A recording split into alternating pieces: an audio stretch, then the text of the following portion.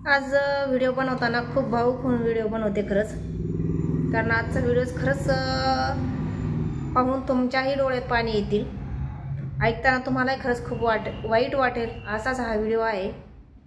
कारण एक घटना घडलेली अशी आहे की ती सृजना, आज तिला सगळे देवी मानतात, सीता माता म्हणतात। अशा भरपूर स्त्रिया असतात ज्या आपल्या नवऱ्यांची सेवा करतात। खरं तर सृजना आणि विवेक ह्यांची जोडी खूप मस्त होती।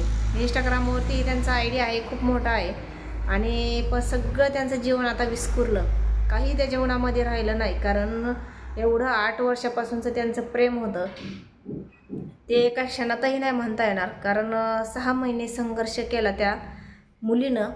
कारण एका बाजूला काही खोटे प्रेम असतं, काही प्रेमापोटी नवऱ्यांना विकत घेतात, काही 1-1 करोड 10-10 करोडच्या मागण्या करतात नवऱ्यांकडून की हे पैसे दे नाही तर मी तुझ्याजवळ राहणार नाही। बिचारे नवरे आत्महत्या करतात।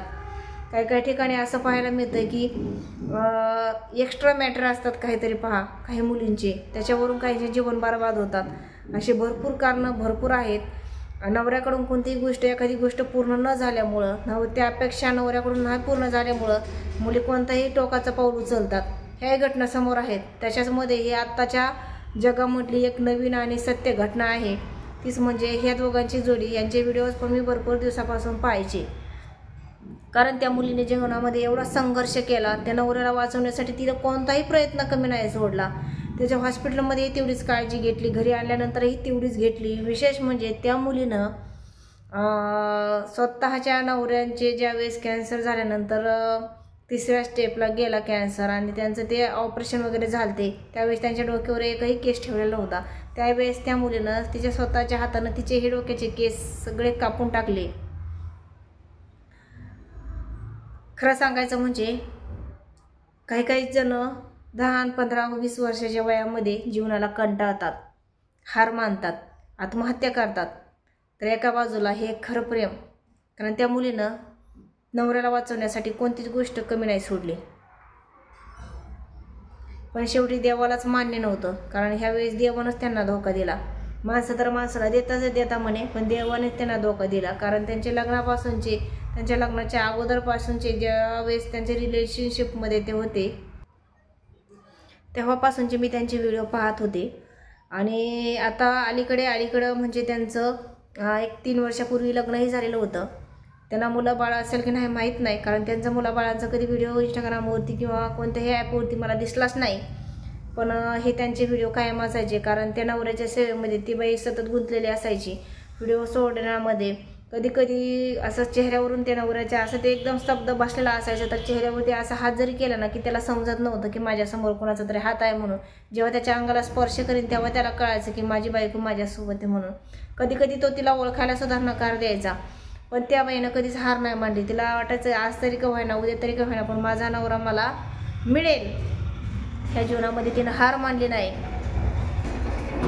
पण देवानंच त्यांना साथ दिली नाही। देवानेच अपघात केला, आणि आता काल दिनांक 20/12/2024 त्याची प्राणज्योत मावळली। खूप संघर्ष केला खरंच त्या माऊलीनं। आपण प्रत्येकालाही वाईट म्हणू शकत नाही, कारण ह्या जगामध्ये चांगल्याही मुली तेवढ्याच आहेत जे सगळ्यांची काळजी करतात। त्यातलीच एक ती पण होती। 100% जर मुली, जर 99% मुली जर वाईट असल्या तर 1% कोणा त्यामधली चांगली पण आहे जी सगळ्यांची काळजी करते। अशीच ती पण मुलगी होती सृजना। सीताचा अवतार होता बिचारीचा, पण तिला तिचं प्रेम मिळालं नाही। शेवटी सगळ्या आयुष्याच्या तिच्या छिंदाड्या होऊन बसल्या। कालपासून सोशल मीडियावरती सगळी एकच बातमी आहे की सगळे ह्याचा मृत्यू झाला, त्याचं कारण काय असे सगळे त्यांचा आयडी द्या, इंस्टाग्राम आयडी द्या, फेसबुक आयडी द्या, यूट्यूब आयडी द्या, असं सगळ्यांचे म्हणणं झालं। पण त्या विचाराच्या जीवावरती काय भेटलं असेल? जर आपल्याला पाहून जर एवढं अवघड वाटतं तर तिचं स्वतःच्या जीवाला पाहून तिला कसं होत असेल? खरंच तुम्ही पण इंस्टाग्रामवरती जाऊन त्यांचे व्हिडिओ पाहू शकता, कारण मी तरी दुसऱ्या कोणत्या ॲपवरती त्यांचे व्हिडिओ पाहिलेले नव्हते।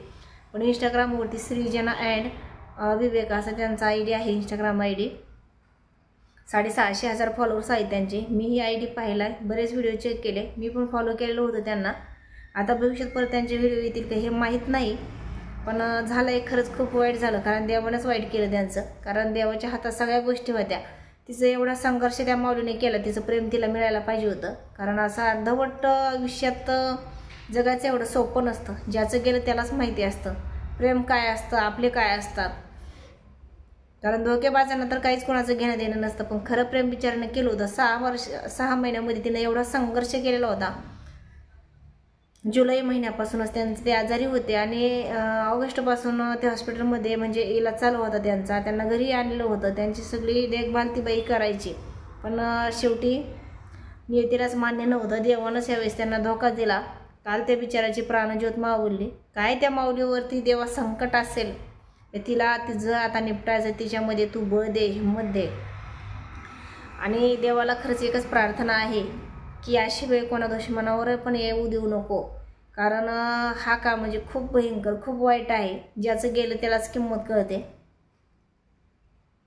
भावानं, दादानं, ताईनं, मला एकच तुम्हाला गोष्ट सांगायची याच्या माध्यमातून की आपल्याला पण एक दिवस मारायचं आहे, पण जीवनामध्ये कसं जगायचं आहे, काय करायचं आहे आणि कसं मारायचं आहे आपल्या हातामध्ये.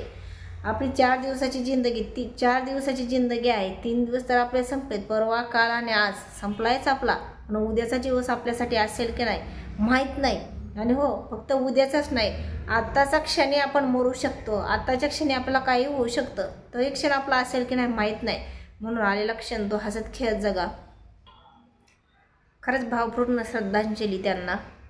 देव त्यांच्या आत्म्यात चिरशांती देवो आणि पुढील जन्मामध्ये त्या बायकोचं अर्धवट राहिलेलं प्रेम त्या बायकोला मिळावं अशीच ईश्वरचरणी प्रार्थना करते. खरंच खूप खूप भावूक होणारा व्हिडिओ होता.